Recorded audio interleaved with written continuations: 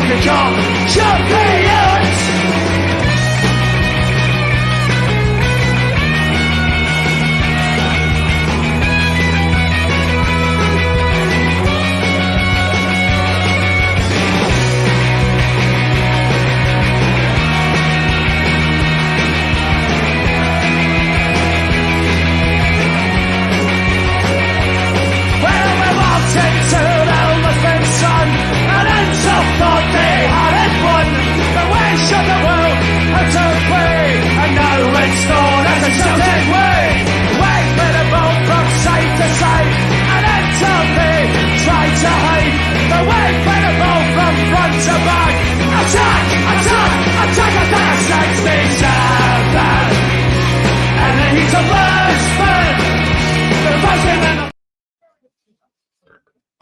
Good evening, everybody. Welcome to Celtic Rumours TV, episode number 159 of Bawz and Bovril podcast with myself, Mark. Mate, I've got Big Jerry with us. Evening, Jerry. Hey, Mark. How we doing, mate? I'm good, mate. How are you? Oh, got a kid on here living a dream. It's some dream we're living to, innit? The nightmare, the now. I don't know if Terence is coming on or that, and I've fired a link out on the live chat if anybody wants to come on. Jerry comes from our forum. He's big Campsy boy on there. Our forum's www. That's one W too many there, isn't it? www.celticrumours.co.uk. The link to that and everything else for Discord, everything that's on the description box below. Remember and hit the like button if you're in. Bobby says he's about 2 hours early tonight. Bobby, his thumbs up, just making sure he was in time, I think, today. Right. And if you know how to leave a comment, please do. A few shout outs. Paul, Paul's usually he's not been on for a while because he's injured, he's got a bad knee, but Paul's back into hospital tomorrow to get an operation in his knee, and something else going on in his private life. He's not going through a wee bit of a tough time. He's lost to a close family member as well, so it's not been a good time for Paul. Tim, Aloy and Richie, I think they're still in the hospital as well. Glasgow Green, I heard he's in the hospital as well, not doing too good. Mikey, shout out to Mikey as well, all Malika, Welshie, and all the troops after for him. Who we got already in? As I said, Bobby's here, good man, Bobby. 5:25 he was on it. Smash the light, Gerald. Smash the light on arrival. He's on a yellow card. Aye. Evening, Liam. Aidan Nicholson, hail, Brian, nice to see you.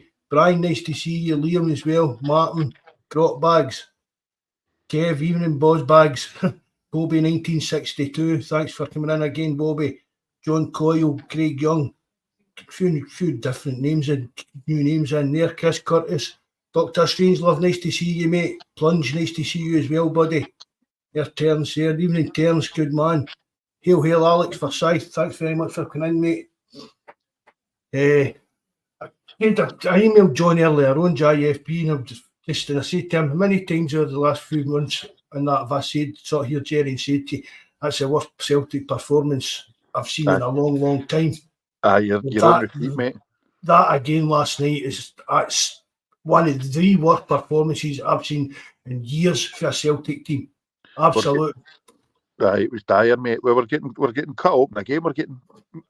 The last couple of games we've looked as open as anything, as if MD could cut right through us. We will start it. I mean, we got after. No bother, Terence. No bother, pal.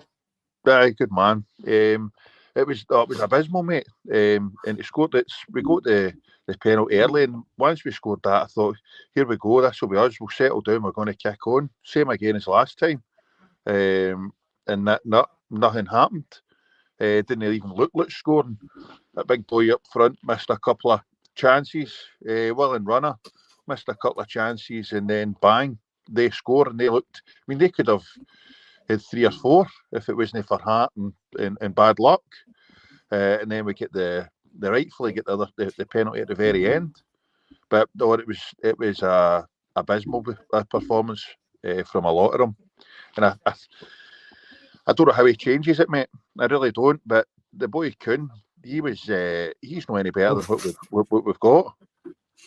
Well, so, again, I've not seen that much of him. Do you know what I mean? I'd like to give him a bit of time to settle in. But last night he was shocking. He was absolute garbage. Even Frank Kennedy, love it. Alex, nice to see you, bud. It's said but every Bobby said again. First half last night, we were all right. Second half, we've spoken about it. It's as if we played two different halves, isn't it? That's exactly it, mate. I was about to say we must get sick of saying the same thing. We can't play two good halves. First half against the Sheep, we done well. The second half we were abysmal. Then last night we were okay, and then second half, excuse me, we were horrendous. We were terrible. But I think it's maybe I see Awata's back in training. One of the boys should put it on. Awata's back training and home. I think maybe we keep saying this one needs a rest. But Paul Calmack out there, he's been atrocious. I know O'Reilly's been off the boil the last couple of games, and Palmer he had a wee spell out there. Well, he never started. Bernardo, I thought he tried to work hard last night and try and get about the pitch. O'Reilly was well short as well, but I don't know what McGregor's bringing to the team right now, and I never ever thought I would say that, mate, because I'm one of his biggest fans. He was always my first name in my team sheet, but right now we really need to do something to breathe life into this team and this title charge, because we're stuttering, and we need to do change something. So I think Calmack needs a rest, but you look at the way the team that started and the team that finished. I mean, it's Ralston and Welsh. So Ralston done okay, but no, it's a shite state of affairs. And as I say, Rodgers has been self-shot with the board and some of the players that are there. Welsh injured again. I think he had a tight hammy, didn't he? Aye, but I've sort of read earlier on that he's going about for a while again. Seem to be picking up a lot of injuries, and I've seen a few people on the forum saying it as well, that the team, they kind of look a bit, I don't know, is they lazy? They're just maybe not up to the kind of fitness levels that we're kind of used to expecting as well. See, this is a thing. He's like, I don't believe for a minute Rodgers would let his team be no be fit enough. That's one thing I really don't think he would ever really accuse him of being lazy in that respect. I don't think he would neglect the fitness at all. And plus, they've got the sports scientist stuff and all the rest of it up there, so they should know what their fitness levels are like from this time last year to now, and what they're at, and if they're needing a break. But it's the same as the first time Rodgers was here. We picked up a lot of soft tissue injuries, we're calling it, but we're getting calves and hammies right, left, and centre. So there's something they can't all be knackered at the one time, mate. Something's not right. I love it saying 60% possession, 35 possession with skills and passing to each other. It's we've said this, but there's no point in all this possession. You need it's fine having Hunter's possession. You need to be doing something with it. Do you know what I mean? You need to be actually swimming in their final third, trying to put the ball in the back of the net. We had a few chances last night. All right, the big Ida, he worked kind of hard. He had a couple of chances. The one that was offside, and there was a couple of chances he should have maybe done a lot better. I think he was right through, and I don't know what he tried to do, pull it back or mess it about, man. But if you're a striker, you're looking to have a pop at goal. So as I say, we'll give him a wee bit of a chance, but there is a reason he was a third choice striker at Norwich. I was just going to say that after Bobby put on about Burnaby last night, and there Kev saying that he was his man of the match. I mean, that shows you. Do you know what I mean? That shows you how poor we played when I get a player like Burnaby was actually our man of the match, or I mean, one of the contenders for it. Because I even think Joe Hart got to have a shout out in a couple of his saves. Aye, definitely. I mean, that save for the boy with overhead kick. Do you know what I mean? I know it was straight down his throat, but how many times have we seen these boys get straight through Hart, through his legs and all sorts of things? I thought, I mean, that's what we're saying, Burnaby or Joe Hart, anybody else. I mean, would you put anybody else forward for a man of the match last night? Nah, definitely no, mate. Nah, there's no point trying to gloss over it. We're shite. We're done now. But the thing is, we're going through a bad patch, but we're equal. We can change. We're capable of changing this around. And I would give Rodgers the benefit of the doubt, being able to get a big performance out of us. And I think we're just needing a wee bit of luck now. We seem our heads are down, but we're needing a couple of goals before we can relax. We seem awfully tense. I think once we maybe get over this wee sticky patch, we'll be fine. But it's trying to get through it without dropping any more points. It's got to be difficult. But I mean, is it a lack? Is it a confidence thing? Aye, that's what I was going to say. I think it is a bit of a confidence thing, and God knows how, because they've proved themselves. I mean, them are the other side. I mean, we've beat them home and away.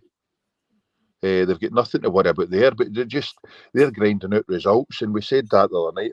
Although they're rotten, they're grinding out results, and that's the sign of a championship winning team. But last night we got the result. Aye, it was fortunate, but hey, we've had plenty over the years that we've missed out on, so we'll take it. But there were 2 goals. They were 2 goals, definite penalties of both of them. Oh, definitely. So there's no doubt about them. And no, definitely no. We've had plenty against us over the years, so we'll take it. And the big boy eventually gets.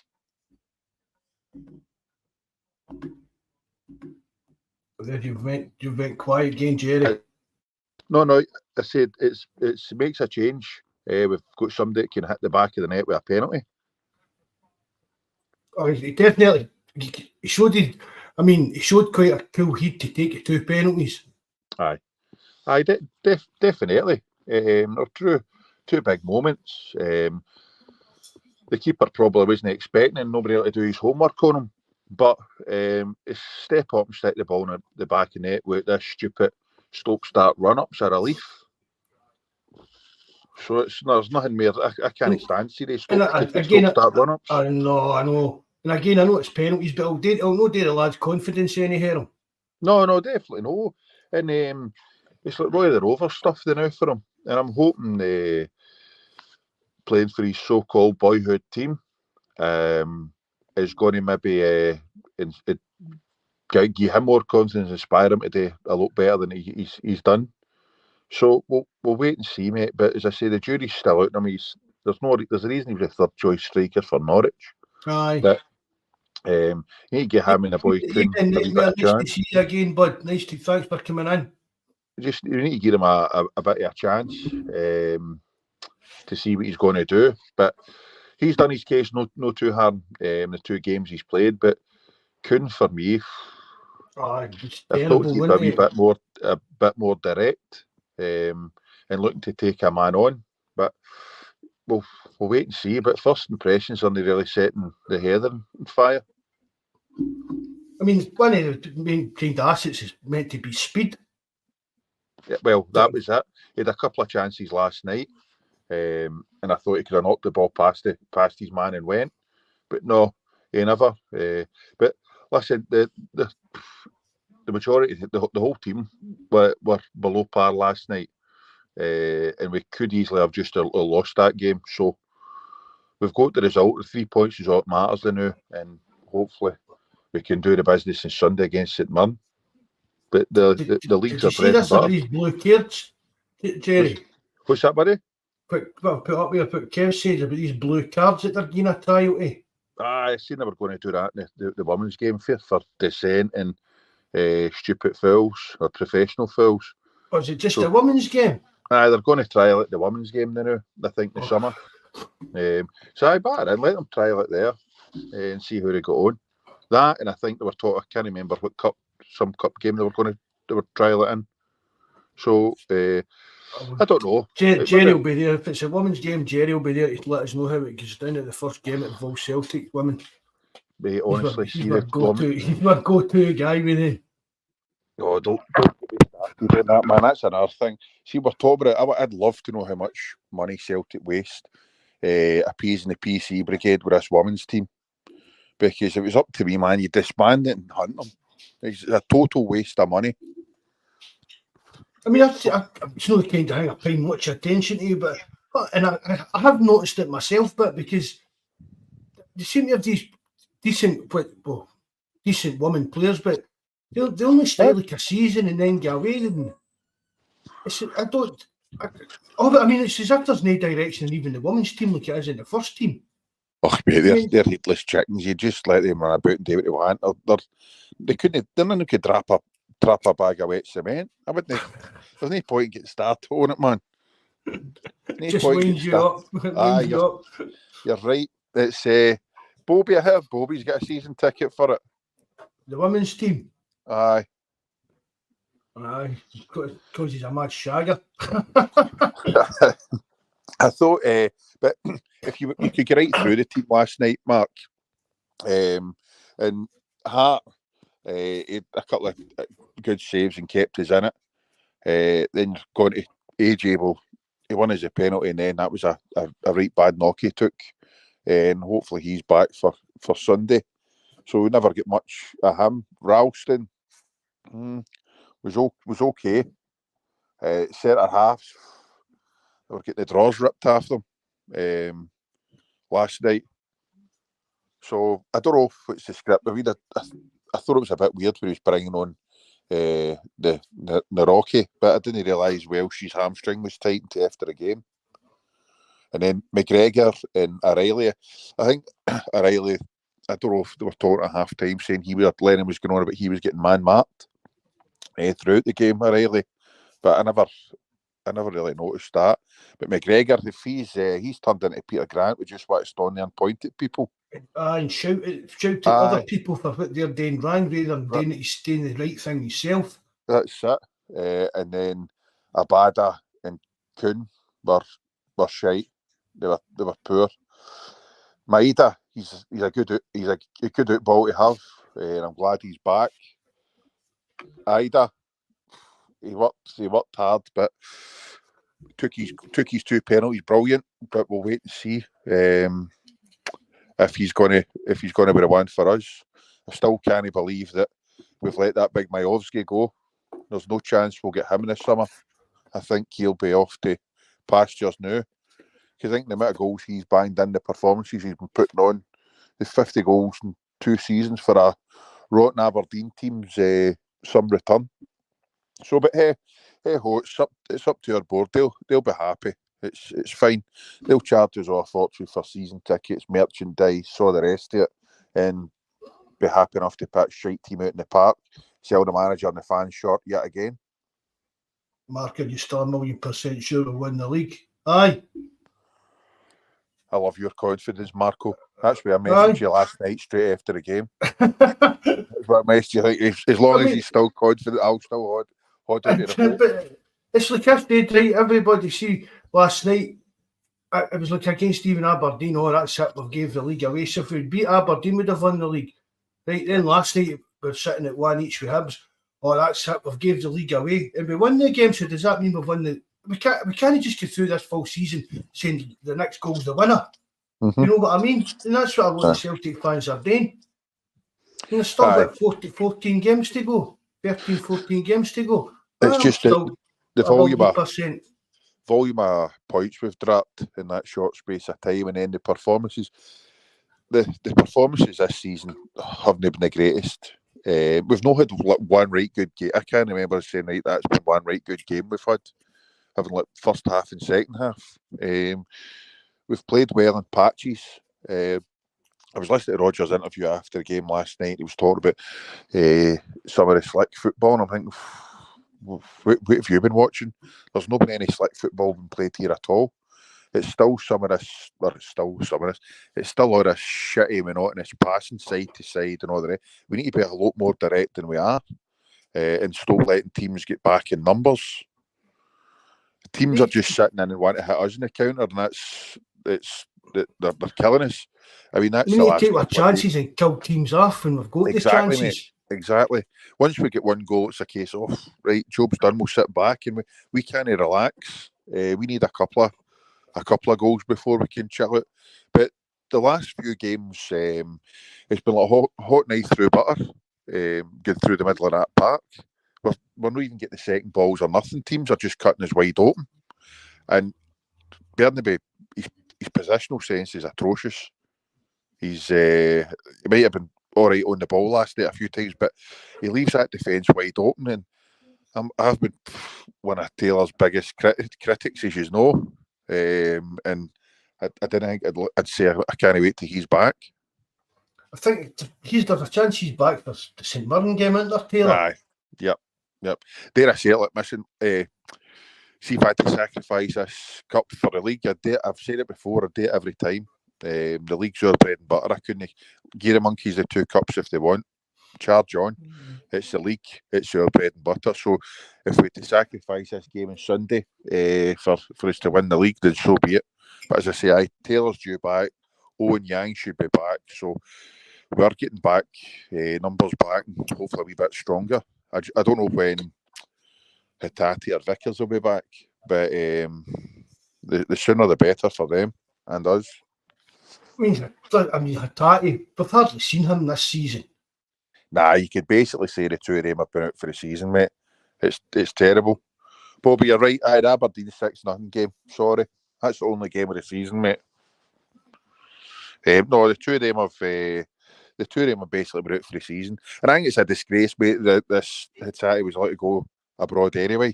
His international team. I think it's shocking after being out for so long, and then gets injured again playing for his country.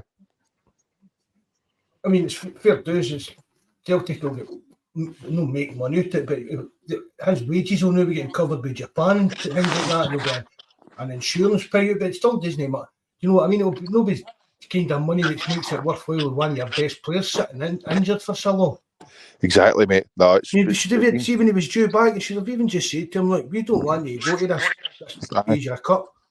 You're just back after a long term. I mean, what did he even play a full game for us? He only played was it a half a game he played or something?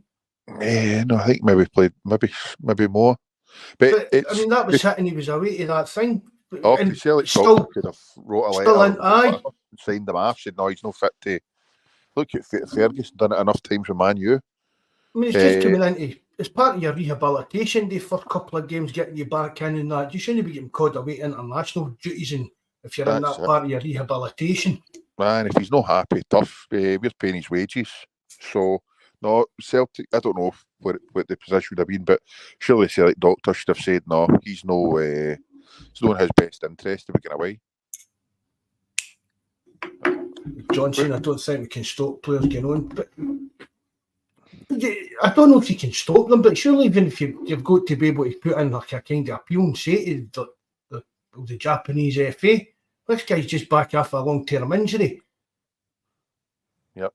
There's got. I mean, do you like to think there's a bit? We all like clubs and like any national kind of association when it comes to stuff like that. You'd like to think there's some kind of a relationship for give and take on that. Aye. Yep. What was your take on last night? Me? Just terrible. It really was. There's no other word for it. Yep. And suppose it's if we hadn't get that second penalty, we could still have been playing that game the now, and we still would be sitting there, and we probably would have lost it rather than we'd have conceded a goal rather than scored a goal.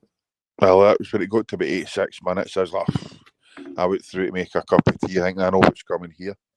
And then I could hear the talking about there was a VAR review, and I thought, oh no. And I couldn't believe it when it was for us. But as you say, if we never get that penalty last night, we were playing to Christmas and we still wouldn't have scored. So, but we'll take it, mate. We'll take it. But still the 3 points, still 3 points in the bag. But it's no. I mean, it's not the kind of result you want to brag about. Do you know what I mean? No, and I can understand.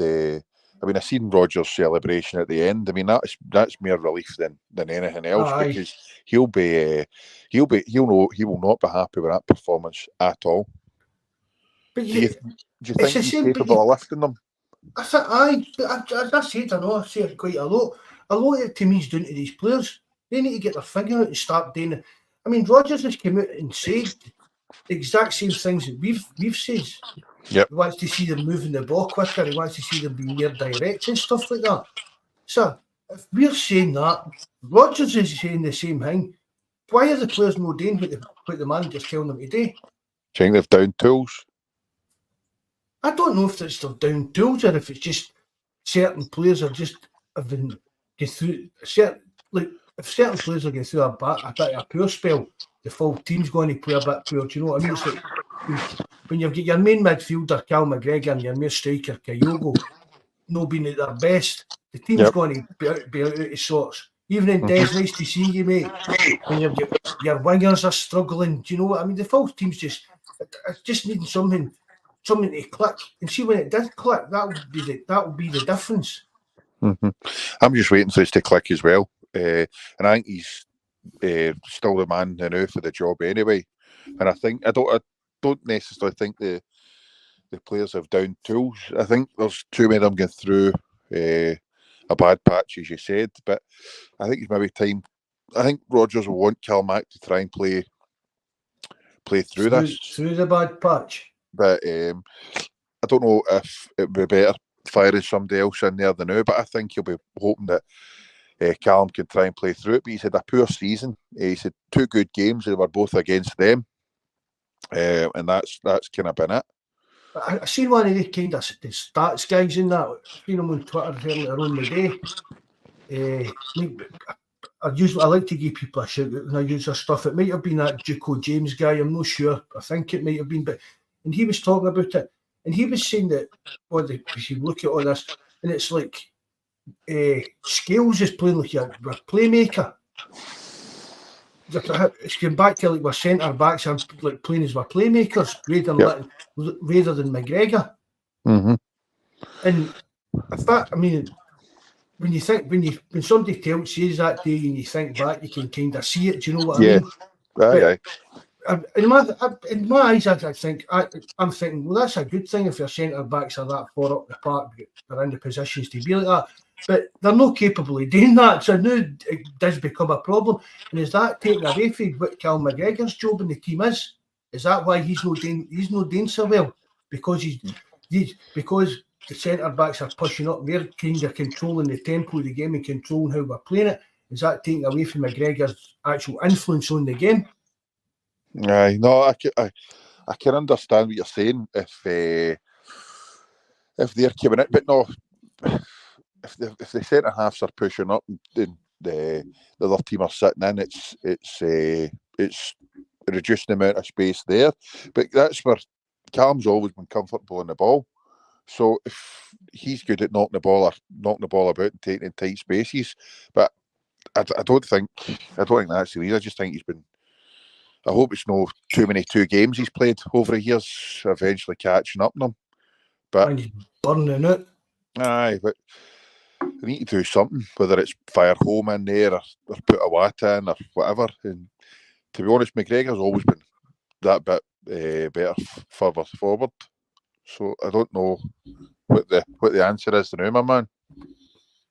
A lot of people think it should be all go 3-5-2 and stuff like that, but I'm not a fan of that. But I just think it's what we're saying, getting somebody in there with a bit of muscle and letting McGregor get a wee bit further forward. Aye, well, I kind of his natural game. The last couple of games is the first time I've been like that. Now we really could be doing my CDM for the league now, but I've always said we don't need it because of the amount of possession and the amount of times we dominate the ball. But last night we could have been doing with somebody just putting their foot in the ball and or breaking up play and getting us that bit forward. Aye, but a CDM doesn't just it doesn't need to be just a pure. Aye. Do you know what I mean? It doesn't just need to be the old-fashioned kind of ball winner, animal kind of guy. You know what I mean? He can still play a bit of football, but just somebody that's a wee bit more defensively minded than the guys that we've actually got in there. Aye. I don't understand. I mean, Awat has done well in some of the chances he's got, but I don't know if it's because our team has chopped and changed quite a bit since the start of the season. But I don't think that's down. I don't think that's one of the factors that contribute. It's just playing shite. I just keep hoping for us to everything to click and that us kick on and power away for them. I mean, they've not became bad players. You know what I mean? They're just even saying players who were excellent last season look terrible this season. But I mean, that's it. The team after the back, you win the treble. People will be low Jota and below Starfelt. More half the Celtic fans couldn't wait to see Starfelt out the door. Yep. And now they're grown about how much we're missing them and stuff like that. So I agree. It's the other thing is their Jota's getting better and better a player every week. That he's no here. It's like some of them. He wasn't that influential. If he scored a few important goals, but he never took every game by the scruff of the neck and worked wonders and broke every team down. He had these poor moments and all, and a lot of wasted chances and wasted crosses and pass where he should have shot and shot when he should have passed. So he's getting better and better each passing week in certain people's eyes. So I'm not buying it's because we've lost Jota and Starfelt. We have lost quality. There's no denying that, and we've been sold short. The board sold us short once again. But there's still enough decent players in there that we should be playing a lot better than we are. And that's how a lot of. I mean, I see a few people in the chat saying it as well. A lot of it has got to fall at the players' feet. Yep. It's them that are out in that park. They've got because even. I mean, you can. It's like see if you're watching your team and they get beat and they come off and they look. You can tell that they've gave everything. I mean, we've saw it in Europe, you know what I mean? When the players have been out. Over the years, we've seen it with Celtic teams. They've gave they're dead on their feet. They couldn't give any more. They've left every bit of their body on that part, and they've just not been good enough. You don't mind that. You can understand that. Mm-hmm. It's when they're running about the park, it's as if they're no caring, as if it doesn't matter. We just need to turn up and we're good enough to win because I don't know, is that the kind of attitude that's coming into the squad that they just think they need to turn up and they'll win? Nah, it's no. They've been over the course. They should know that. And your kind of senior pros like McGregor and that should be getting hammered into them. They don't get above their station. But there's Bobby had put on Jota or Palmer, no brainer. I couldn't agree. I would have Jota every time. Palmer, when he first came, I thought he had the potential to go on and be just every bit as good as Jota, but he's no. The last few weeks he's been honking, absolutely honking. And Maestro had another point about the wingers needing to create space and attack down the flanks. Instead, we end up in the middle. We've said that umpteen times, mate, and I couldn't agree more with you. It does my box in.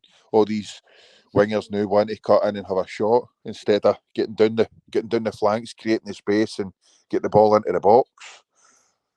Evening, Maestro. Thanks very much for coming in again, mate. That's because all you're doing is, I mean, it's easy enough to plan against. They exactly. just congest that 100%. kind of 18-yard line because they know that they're just going to cut in. So what is two men just sitting there and there's nowhere else for them to go? Aye, it's no. I've said this umpteen times. It gets too congested in there. And you're trying to break down teams. It's easy peasy for them. There's no. It's not that hard when they're all want to be in the middle. But if they're using that full pitch and stretching the back line, you're going to create more space. But no, it's these modern day wingers, right foot want to play in the left and left foot want to play in the right. When they should be able to get in past their man, get to the byline and cut the ball across.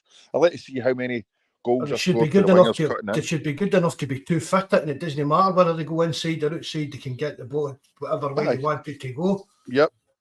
Evening, Anton, CJ. Nice to see you, lads. How many goals are scored for the wingers cutting in and having a pop to wingers getting to the byline and cutting the ball back? Because they cut inside and it's either just another pass further inside. Or occasionally they'll try to be kind of overlap if the fullback's chasing it up. But then it'll be a pass inside and then it'll end up getting back to your centre backs again. Aye. Or they're getting in and they're trying a shot and it just ends up with pinball in the box. Aye. Away back to your centre half, it's your freaking playmaker. Aye. But John's they're saying too slow, no desire. That's exactly it. Yep, 100%. As I say, we need to get that ball forward quicker, down and quicker, get it forward quicker rather than this Scales and Welsh and the Rocky and whoever want to have about 6 or 7 passes between them before they get the ball forward.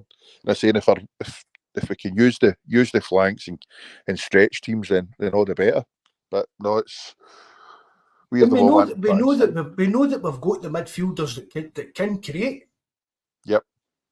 We know that. Do you know? I mean, people keep about Kyogo's not getting the service and that, but when you've got players like Cal McGregor, O'Reilly, and even Bernardo, do you know what I mean? Although Hatate's out the team, but if they can spot these runs, it was them that were doing it last season, spotting these wee runs for Kyogo and just threading these wee through passes and stuff like that. Aye. But we're relying on John Scales to do it. I keep calling him Liam Scales to do it. Aye. But that's like, then again, if your wingers are staying wide, there's more space for him to run in. But he's great playing off the last man, and he's never on the last man anymore. I mean, I think it was at Aberdeen game, he was away back into his own half trying to get a touch of the ball. That's your centre forward. You shouldn't be in there. You've seen strikers drop deep to try to get involved in the game, but no, when you're up there on your Todd, you're wanting him as far forward as possible. They're Kev going on about Palmer smiling when he misses sitters. That was the first time I started annoying me about Kyogo, but when he was helping folk up, man. Helping folk up, all that kind of thing, but he was missing sitters and turning in with a big cheesy grin in his face and stuff like that. I used to. He was then leading the dancing at full time. Hadn't scored, and he was still leading the dancing at full time and that. Whoa. No, that's. But I agree with you. You want to see. That's what I'm saying. You want to see. Even though they won last night, but you want to. I mean, you want to know that it's hurting these players that they're playing as poorly in that, Kev. Do you know what I mean? You want to see what you're saying. Show a bit of emotion, no laughing and joking about things when it's not going their way. No, that does my. And when Kyle's trying to help them up and make sure they're all right once they've been injured, man, I'm like, who cares? Just leave them be. Don't be bothered with them at all. I mean, and I know it was really petty and kind of thing, but it was like went with Cantwell with a bottle of water with Hatate. Aye. I mean, it's petty and it's stupid, and he made himself look like a bit of an arse, but it still showed. But at least he was showing that mattered to him that much. He was going to be that much a knob about it. I think he just is in general anyway. But it's the opposite. It's the opposite coin to Kyogo. Aye. Do you know what I mean? Kyogo would have held the bottle up to scoose the water in his mouth for him. No, but you know what I mean? I'm just talking about, but at least Cantwell was showing that wee bit of kind of. I know it's petty, but it's still a wee bit of nastiness, a wee bit of dickheadness. Do you know what I mean? Just to show that it was actually bothering him what was going on. Yep. Do you think if Rodgers had drew that last night, they'd still been here? Or lost it? I don't think you could bullet Rodgers or he'll walk away like losing a game to Hibs kind of thing. Aye. I think there would have been riots. Brian saying he'd have wiped his chin. I think there would have been riots last night if we had lost that. I don't think there'd have been a lot of happy bunnies. But you can't just. For me, that's a bit overreaction. It's considering you've threw away 7 points. I know we don't really need to talk about it because we got the victory, but throw away the 7 points after beating them home and away. It's unbelievable that they're in this situation. And that was, what'd you make of that Boyd? With their saying about the Martin Boyle when he kamikazed into the bottom to dive. Oh, what did he say? Oh, he was thinking it was a penalty that Boyle stuff. Oh, right. Did Boyd think that? Aye. Oh, he was absolutely raging last night, wasn't he? Definitely. Oh, yeah, it was brilliant. It's one guy. No matter who you see, you would attack him on side. What was that? Terence, should get an echo. Right, okay. Come back in. Yeah.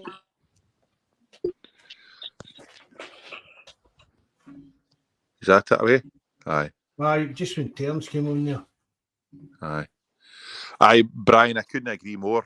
with what you're saying, but there's also a small minority out there, so-called Celtic fans, hoping or wanting us to get beat so they could turn around and say, I told you so, Rodgers isn't the man, and we knew this was going to happen, and all the rest of it. It's frightening. I've said that. I know. I've said that for years. I've not seen running the forum and that. You can tell there's an undercurrent, and that's what they're wanting Celtic to get beat or something. Just even to drop points and all that. I can't fathom it out, mate. I just cannot fathom out how neither can I. They would want their team to get beat, because see, the thing is, see, last night with 10 minutes to go, see the messages I was getting off the Orcs, all the text messages and all the rest of it, and you're thinking, I've dished this out for years, man. So know that you want to take it, and you don't even feel as if you can take it, but you know it's coming. But then after we got the penalty, it was all kind of quiet. So I don't understand how any of them can kind of want Celtic to get beat so they can just turn around and say to people, I told you so, I knew this was going to happen, and it's Rodgers' fault, it's this one's fault. It just, I can't stomach it whatsoever. It's the kind of, they like that kind of gloating side there. It's not right there, Terence. It's not for me. Okay, thanks for the picture, Mark, as always. That sounds a lot better anyway. So what was your take on last night then, Ter? It's atrocious. It's absolutely atrocious. I genuinely think, looking at the players, Mark, I genuinely think that they're unfit. And what makes me believe it even more is the amount of injuries they're having. Everyone has a hamstring injury or a muscle injury. I know that can happen, but I always remember when the Spurs manager came in and he said, look, there's going to be a lot of injuries at the start because they're not going to be used to the level of training we're doing. But players are like falling like no tomorrow. It's wet, heavy pitches, and anyone that's played sport themselves through the years, that's when you're likely to pull muscles when you tire or when you fatigue.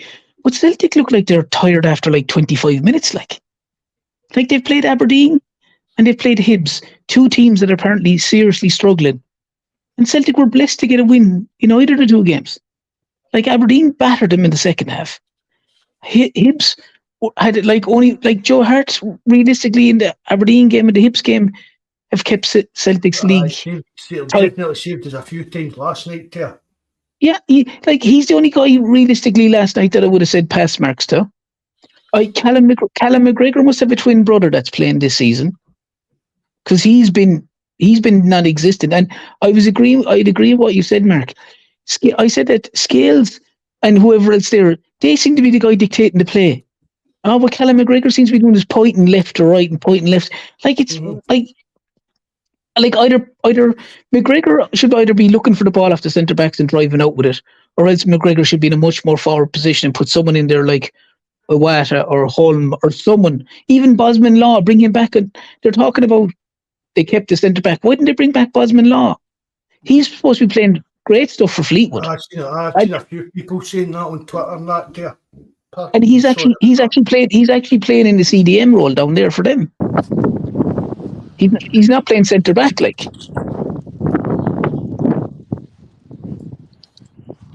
So. Do you hear me? I don't know what happened. You've went a wee bit fuzzy, I know.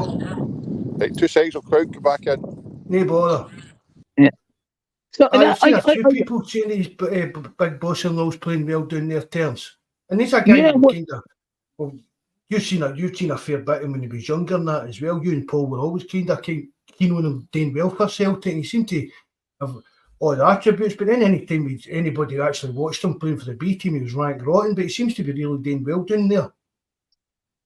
And Mark as well too. Like we said this before, like how can you judge a guy in a B game with the greatest respects? They're playing in lowland leagues. They're not playing on, for argument's sake, the best surfaces, the best everything, the best all this.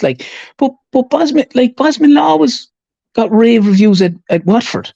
He never really got a chance to select, and he is something that we don't have, Mark. He's size. He's a big unit. Like we have no size in the team whatsoever. I'm not saying he should automatically be in and playing, but I'd have much preferred to let that Larga Bielka go and bring back Bosman Law. You're keeping a guy who's basically been told, look, you're rubbish. We don't want you. And then all of a sudden we're like, actually, you need to stay because we're stuck for numbers. You know, and the problem, they're very bad. And the problem with Celtic at the minute, Mark, for me is every game they seem to be, it's hard to believe, but they're actually getting worse and worse. Like, do you know, it's worse and worse. Like, a really sunshine tale, so yeah. I know, I am, but they have, like, I mean, as you said last night, if it wasn't for two penalties, if it wasn't for the penalty at the end, and listen, both of them were definite penalties. But like you said, they'd be still there. They'd be still there trying to score. The wingers are they're crossing, or what, if you want to call it crossing, is absolutely shocking. Set pieces are shocking. Corners are shocking. It's just like they just kind of aimlessly fire a free kick and hope it goes over the wall. And corners just seem to be a case of flick it into the box and see what happens. There's no, I don't know. I just think I think they look a very unfit team at the minute. That's my own personal opinion. I really do. The final third is atrocious. They're not. The final third, really, what you're saying about the wingers and that, they're all for nothing creative wise. They're not really. I mean, people been going about changing this kind of formation and that. I would like us to go back to that kind of 4-2-3-1 and get a proper, like, a proper number 10 in there. But yeah, somebody in the middle that's creating. It's a really strange. But we're just saying before you came on there, terms, me and Jerry, said we've not got anybody in the midfield that's running the game. No, we don't. And the problem I have as well, Mark, is, and this is something that must be told, has to be told to the players. Like every time the winger gets the ball, they have to pass back. I don't know what it is, but they have to pass back. Like they're taking on demand. Taking on demand seems to be a very, very rare thing. Like, I don't know what that is. Is that me? There's a lot of noise. I don't know who it was. That was my wee boy turned off the internet because his thing, he was lagging. His Fortnite was lagging, so that's where he cut me off. I don't know what was going on. Well, tell me, you be man's his priorities, right? You don't mess with a boy in his PlayStation, Xbox, whatever it is. Aye, wee Jesse. But that's the thing, Mark. Every time the winger gets the ball, their first thought is, it's nearly like no one wants to try a pass. It's like, okay, I won't be the one to lose the ball. Even in corners, we can have a corner and the ball can wind up back at Scales centre back. Like, you know, it's and it's so slow. It's unbelievably slow, like, compared to the way they played last season. Like, you know, I don't know. It's just shocking to watch. Spoiled there. We were spoiled under Ange, but we had like Rodgers. The first period when Rodgers was here, we had played some good football, but towards the latter stages, it was dire. The same way Ange. It's what it is now. Football was the best we've seen since Burns, probably. But the thing is, if we've said it before, I mean, this slow, predictable build-up, teams know where they need to go, shuffle left, shuffle right, just let them just sit in, let them try and break us down, let us all get back into position. Whereas if we could get the ball down, get it forward quick, or even down the wings, and make use of the wingers in the space out there, get the balls across. You hit the nail on the head there for me, Jerry, when you said that we give them time to, we give the opposition teams too much time to get back and we organise into their 5-5-5. Do you know what I mean? They're 4, 2 banks of 4, 2 banks of 5, whatever you want to call it. Aye. Because when was the last time you saw us hitting a team with a counter-attack, both fleeing up that park, breathtaking speed, just 1 or 2 touches, and next time we're breaking free and scoring. Yep. No. And we keep going on. I mean, we said earlier that Kuhn was garbage last night. I suppose you'd agree on that terms as well. But his speed's meant to be his big thing. Maeda, we know his speed. So why are we not using these players' speed a lot more to make play a lot more direct, especially on the counter attack? Because we'll punt up to Maeda, and Maeda will get it, and it's just say terms. He'll stop and kind of do a wee shimmy as if he's going to take on his man, and then pass it back to O'Reilly that'll get it back to Scales or Carter Vickers or something like that. But they have to be told that, though, Mark. Aye, do you think that's what it is? Like, they have to be told that because, none of the wingers take on the man, or very few do they take on the man. The first instinct last night, Celtic actually had a break at one stage. They broke up the field. It was one of the only times I saw it. They caught Hibs on the break, and it came out, and whatever it is, it came out to eventually to Bernabé, and he could have whipped in across. Instead, he stopped and he turned and passed it back again to Scales. Yep. You know, and like, they have to be told this. There's no way, because they just go over and back, and it's so slow and so pedestrian. Any half decent professional football team will just move over and back following the ball. And as you said, a line of 5 and a line of 4. And their fullbacks just narrow in, and because they know either Celtic are too bad at crossing, or if they do cross, they don't, apart from last, obviously, Aida now is a bit bigger, but before that they had Kyogo. So they were never going to likely win a header, like. So. I've said this before, and Mark said, what's the point? And quite right, what's the point in crossing the ball into the box when we've got a midget up front? But I think that big boy, Ida, looks as if he would maybe be worth a few balls into the box for him to go and attack. But last night, you're right. He looks a bit of a unit, didn't he, the guy, Big Ida? No, he missed a few good chances last night, to be fair. He did. That's what I said. He took the penalties, but he did miss a few good chances. But he looks a big boy, and he's got that cringeworthy tattoo. So but at the same time, though, Jerry, like, that's a very fair point. But if Celtic still need to do this at pace, because if Aida is in there and he's 1-on-1, there's a chance. But if he's in there and there's 3 defenders around him, he still doesn't have a chance. Like. Yep. Totally. Good night, Brian. Totally. Good night, Brian. Thanks very much for coming in again, mate. Nice to see you. Night, Brian. All the best, buddy. Evening, Joseph Agnew. Nice to see you again, mate. James Floyd. I don't know if I gave you a shout out. Thanks very much for coming in, James. Right. See what Martin has said about stockpiling the players, and then even John Coyle underneath them. See, like, the 2 points I totally understand and I totally agree. We can't keep stockpiling. And one of the boys in our bus, he put this in our chat saying that, look, Rodgers is going to want to try and get rid of the deadwood first before he brings anybody in. But still, you're obviously want to shift the deadwood out. But at the same time, we can't just keep shifting the deadwood out and not bringing any decent players in, because we're going to stagnate. Well, we didn't have any deadwood up centre forward. You know what I mean? So we need it. I mean, do you know what I mean? Whether Ida's the best move, we know, but I mean, you can see, but you can't just run transfer windows hoping that you're going to get rid of more players than you're going to bring in. Yep. Yeah, totally. That should be apart from really for the financial side of things. That should be nothing really to do with Rodgers. But at the same time, Mark, and that's fair enough. I get that. But at the same time, if you look at the team that won the treble last year, Hart's still there, Taylor's still there, Vickers is still there, Johnson's still there, McGregor's still there, O'Reilly's still there, Maieda's still there, Abad is still there, Kyogo's still there. So, like, I mean, they lost Starfelt and Jota from the first team.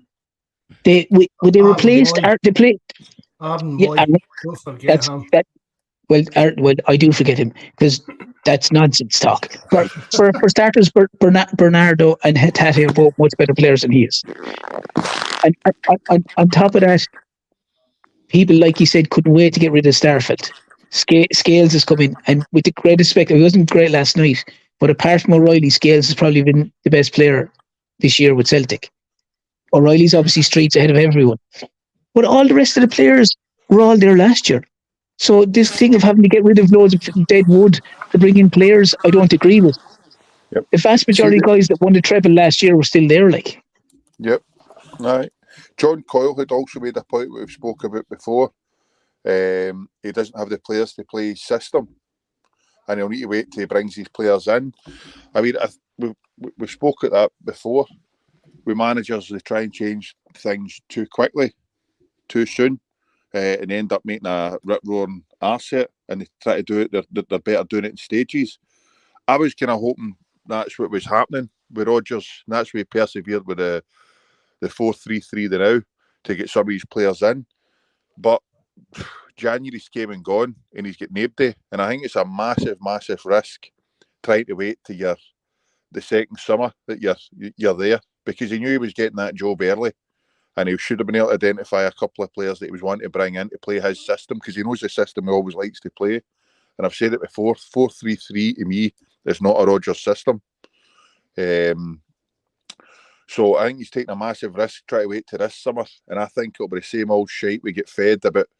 This is the window, we're going to do this and going to do that, and nothing changes. We hear it all the time. And if we can't win this, if God forbid we don't win this league, and need to use some of that money that we should have been home and dry and safe, if we spent a few quid in the last two windows just to keep up with them, then it's no the forward thinking or planning is non-existent, and it's poor management. It's poor management by everybody, the board, Rodgers, Lowell, Desmond, the full setup to allow that to happen. But I mean, right, Rodgers, they keep going on about he's this elite level manager and stuff like that, and fair dues, you know what I mean? I mean, he could have got a job in the Premier League, a job in Spain or anything that he wanted, kind of thing. But surely then it was up to Rodgers. I mean, we take it that he watched the majority of Celtic games where Lange was managing us, kept up to date with what's going on with Celtic and stuff like that. But surely then it's him to come in and as this kind of top manager.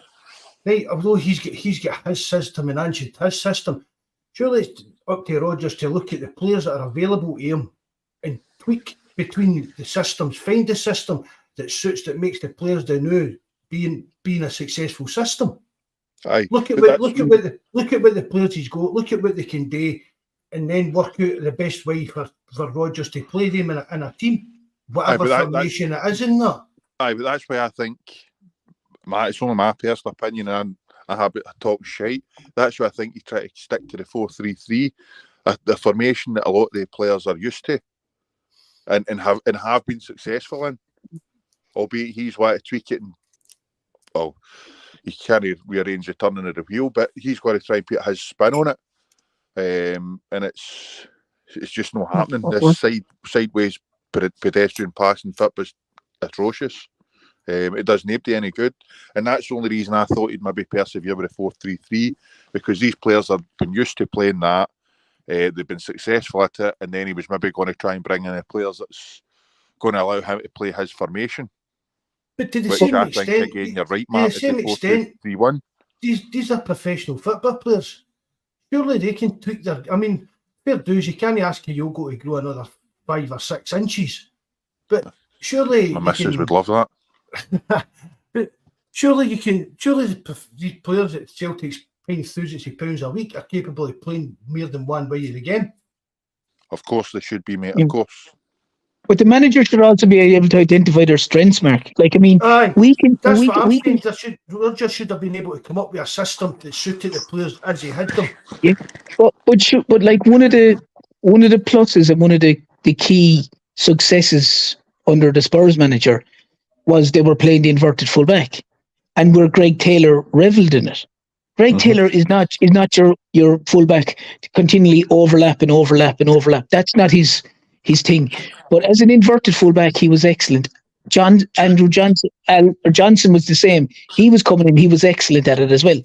And McGregor looked unbelievable last season. Now, like when Rodgers came in, I did say at the time, if it isn't broken, why fix it? Why fix it? And like the majority of all the training, the coaching staff was there. Majority of the players were still there. I just thought that he should have just ran with what was already there. He was literally having to come in and just oversee it. Yes, I understand he's going to have his own little tweaks and changes that he wants to do. But I also thought at the time, is it a case that it's a level of arrogance that he can't keep the team the way it was, because when it was flying it for the majority of the season, it was flying it. Players were looking excellent in the positions they were playing in. I wonder, did he just think, no, I'm not going to play his way because I'll be seen as I'm playing the Spurs manager, I'm going to play it the way I want to play it. And it just like it.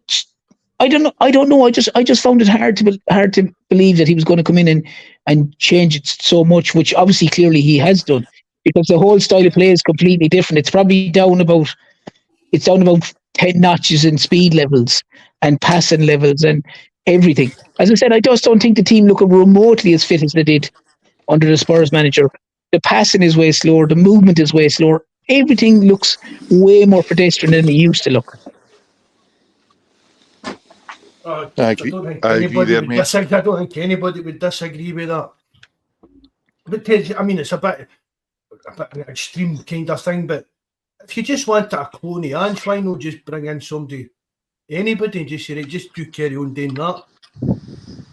But I suppose Rodgers is so elite, Mark. I'm not saying for him to come in and say you have to play like Ange, but you would imagine a manager of his standing would go, look, this is working good at the minute. I'll let it keep going, and I'll just adjust it slightly. But it seems to be a complete overhaul of what was working well for the team. Like Greg Taylor struggled this year, Johnson struggled this year, McGregor struggled this year. The majority of Kyogo struggled this year. Surely Rodgers sees that and goes, surely you'd say, come in and keep going what we were doing. Do your own little tweak to the team. But it seems to be a very big overhaul by me. Now, I don't know. But let's not forget, there was then behind as well. There was a lot of this passing about at the back. And there was stuff tons of it, Mark. There was loads of it. I'm not 100%. I'm not saying by any stretch of the imagination it was always free flowing football. But the problem is with Rodgers is before he left the first time, it was very like this. And the majority of the season this season, bar maybe one or two games, it's been pretty much like this. It's been the standard. It's been pretty slow. There's been a few games where it's been the tempo's been a bit higher than this, but when it is, they look good. So I don't understand why they play so slow and passive game. I just don't. It doesn't suit the players that they have. It doesn't suit Kyogo and Maeda, the baddest. They have pace up front, but they don't use it. Dear Dr. Strangelove, where's the two touching off the ball movement? Where's the line breaking runs and angles to support the fellow on the ball? That's it. I mean, you see, we have seen wee bursts at them trying to wee touches about the box in that this season, but I mean, under Ange, I think as well, although Ange, a lot of it was regimented, like his tactics were regimented, that's strict in that. But I still think he allowed players to express themselves. Yeah. For me, I don't. Does Rodgers get that in him? Does Rodgers get the TG players that freedom to go out there and like? I mean, I'm a great believer in it. See what we're talking about, like wingers trying to take on the man or cut inside. We want wingers that can do both. The defender needs to make a decision. He needs to take a risk on what's going to happen. But leave that up to the leave that up to the winger, whether he takes his man on or cuts inside. Don't have him tell all the time you need to take your man on, have him all the time you need to go inside. Give the guy a bit of freedom. A bit, you know what I mean? That's where players kind of find a wee bit of spark, something different. Well, if you have to tell a player that, Mark, they shouldn't be on the pitch. A player should be able to go like, I agree with you, but if they're told that by the manager, there's something seriously wrong. Like, that's what I mean. It does look like they've been told that. It looks like they've been told, don't lose possession. That's exactly it, Ter. I don't think. I think they'll be told keep but especially with Rodgers, keep possession. You put a ball into the box and we lose it. That's us lost possession, and that's I think sometimes players can. I'm not saying it is, but players can be scared to go and take their man on because they're told, well, what's the point taking the man on, maybe risking losing the ball when you can have a wee simple pass 40 yards back to your centre half that should be ball winning, ball playing centre half rather than get the ball down, try and beat a man, try and get the ball into the box. It's Players are scared. They're scared to try anything. Do you know what I mean?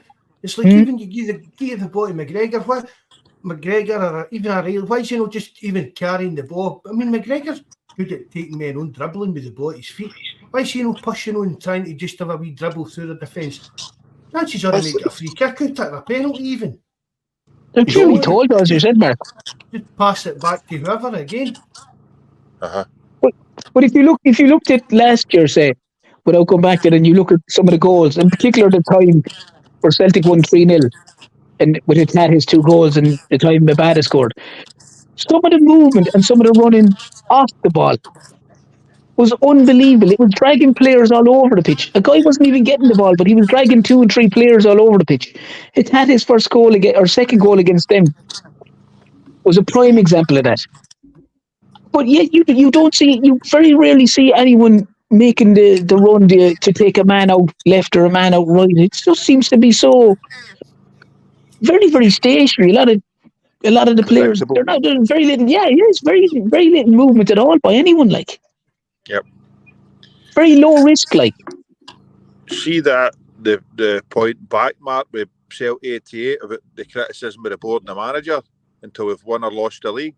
See that my problem being with that, it's what I've heard it from umpteen folks saying that it'll disrupt the team and all the rest of it, and we need to get behind the team and all this. But for me, this has been brewing for a few years. The way that we've been, our recruitment's been honking for a few years now. And I think winning these cups in the league have been papering over the cracks. But Mark, you'll know better than me. You think it's just the same as normal, but I just feel this season there's a lot more anger and hatred towards that board than what I can remember. But you'll maybe say no. You're normally you'll be able to judge it better with the forum. Oh no, there definitely is. There definitely is, and I've said it. A hell of. Oh, sorry, when you go, Jerry. No. I'm just about to say I feel there's a tipping point coming, and God forbid that we don't win the league. I think that regardless if we win the league or not, and I hope to God we do, because I'll know better to live it down, like the lot of us. But I think regardless of what happens, that we need to hold that board accountable for the way things are run. The whole club, not just transfers, recruitment, the whole club, youth system, recruitment, director of football, the full shebang. I think, as I say, winning these leagues, trebles and cups, it's been fantastic. But I think it's papered over the bigger picture, and I don't want us getting left behind. We've got a fantastic chance to move this club on a lot of fronts. If we win this league, the money that this could generate for us is fantastic, but it's got to be reinvested into the football club correctly in order for us to progress and not get left behind. Which, and the way we are, it's happening. We like to think ourselves as a big club, but we don't act like a big club. We try to sell ourselves to the fans as a big club, but if you look at the way things are run and the people in the certain positions, we're far from a big club at all. We're taking the piss out the fans. Well, Celtic winning the league this season, it's papering over the cracks. You know what I mean? On the forum, for using how long in that, or the couple of years we'll be doing the podcast. Yeah, when Celtic win the league, everything's rosy, and I've moaned about it for years. The board still, for the years when we've not been kept, when the Rangers won in the league, we've missed out in the Champions League. Imagine we get into the Champions League even 5 or 6 times out of the years, the difference it would have even had for the club than now. But too many Celtic fans were just happy to be winning the league. And I've said it, and I've said it before, you can judge the Celtic fans throughout the season. The league kind of starts off all right and that. Europe's a killer, everybody's moaning, everybody's down. The transfer window, right, starts off with that, everybody's moaning. No matter what we sign, who we sign. Even when we get back to saying it's under Ange, people moaned about them. Right? And then it gets up and down all season. And then if we win the league, everything in the garden's rosy. If you start bringing up stuff about, right, well, what's the level? We need to get director of football and we need to do this, we need to do that. You're just moaning for the sake of moaning. But it's got to be a concerted effort now. And there's still ways to back the team and still protest 100%. Against the board. And it's this... it's for years, Mark, you know that yourself. We've waited till we see what we're doing in Europe before we went and try and sign players. We've waited to after the qualifiers to try and sign players, whereas if we got these players in, we'd have a far better chance of doing something in the qualifiers. But no, they want to wait to see how we're getting on before they go and sign anybody. But even when we're guaranteed entry, they've not done anything to help us out. Exactly. And as I say, this season in particular, if they spent a wee bit of cash in January, I don't believe for a second that the players weren't available. There was players out there we could have signed. It would have improved this team, first 11 and the squad, to give us a far better chance. So it's nonsense to say that there wasn't players available. I think as well, it's frightening. I think as well, Jerry, one of the reasons that fans are a little bit more irate than maybe even before is the fact there's been a lot of years where Celtic haven't had the funds that they have. And you might say, okay, they don't have this money, huge money, but Celtic had 70 odd million sitting in the bank, and that really has to, irk the fans that are there going, and they're not spending any of it. They seem to be happy just to gloat that they have 72. So that's why I think the annoyance and the anger is even more this time, because Celtic have the money to spend and they're just not spending it. Whereas before they may not have had the money to spend. And even though fans would have been annoyed, they might have been going, if we only had 30 million to spend, whatever. That's why it's probably driving fans bananas, is they have the money. They didn't spend it. You could see the results against Aberdeen. Yep. The guy that people were saying we should have signed, he tore the Celtic defence apart, and he had an excellent game that day. And you see, with the greatest respect, whether people like him or loathe him, Shanklin has scored probably in every game since the January transfer window was closed. So, people are looking at that going, we're not asking you to spend 20 million.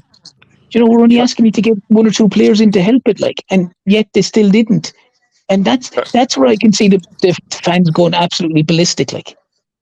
Well, you're 100% correct, mate. That you're spot on. We've not always had this cash, and that is one of the reasons where the fans are going tonto. But the thing is, we all know what's coming. If they win this league, they'll be trying to say that the reason that we've got this money is to compensate for us no winning the league, and we can able to go and still get signings and all this shit. Whereas if they'd spent a few quid, got a couple of 2 or 3 players in, and they'd probably not 100% guaranteed us, but with them right further on, a right better chance of winning that league and claiming this money at the end of it, and still 100%. Keeping that 50 odd million in the bank. Whereas now we lose this league, the unthinkable happens. They win it, and we're back to being. They're not in our rear view mirror. It's back to being neck and neck again for the league every season, and that's the galling thing to think from where they've came from, got to a European final, and now we've allowed them keep handing them the oxygen mask, allowing them to breathe, and now they're going to be neck and neck with us. Whereas in reality, they should never ever have been in our rear view mirror. And as much as it pains us all to say, it's if they win this league, they'll be back to neck and neck, and that's no slant on us. That all comes down to the Celtic board.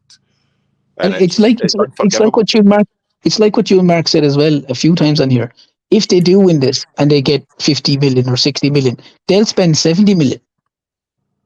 Yep. If Rangers were sitting there at £72 million in the bank this summer, they'd still at the bank £3 million. They'd have spent 75 million. Yep. Because they'll try bury Celtic at the first chance they get. I mean, don't get me wrong. I would never, ever want to go down at that. No liquidation or that. Neither do I. No.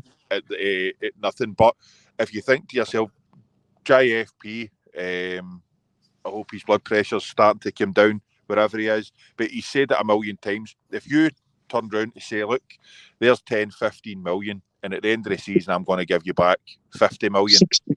Yeah, it's a no-brainer. Exactly. Now, for them now to gamble and hope that we'll not spend, in effect, they've not spent a penny, and we'll see how we get on. with these next 15, 16 games that are remaining in the league, and see how we got on, and risk the fact that we could fall short and make a rip-roaring ass of this, and let them back in it. It's horrendous, mate. Absolutely horrendous. Because I don't think that, and I hope I'm something negative again. But like the problem is, if Celtic finish second, you just can't see them qualifying. Well, this is it. It's when Mark spoke about this.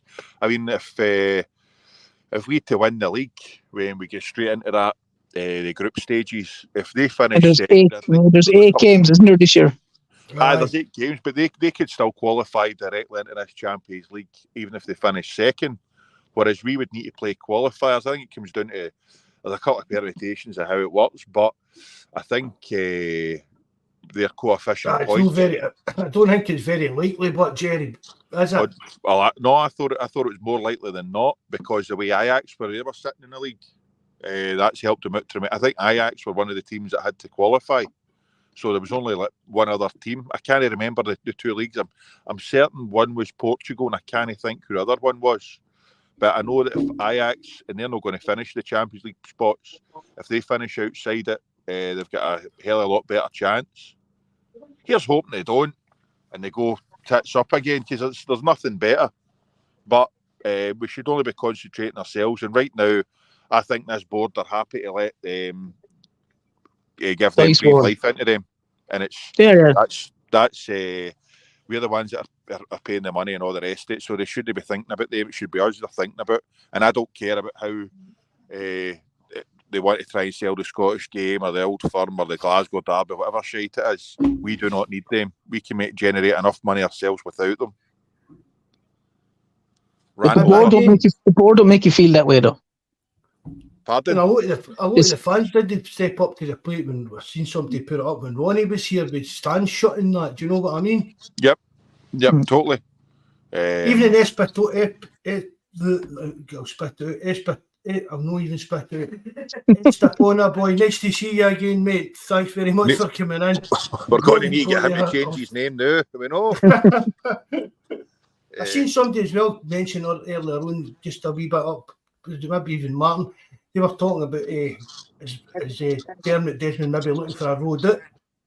And no chance. I was reading a thing earlier on, and he's gone to this thing in New York with the Celtic Foundation. Okay. Did anybody in the chat read that? I can't remember where I read it today. There's some big do in New York for the Celtic Foundation, and Dermot Desmond's the kind of star turn at it. Must be a golfing event at it as well. Aye, but Don't be slagging the golf now. Don't be slagging the golf. But a few people. No, it's a waste of a good walk, mate.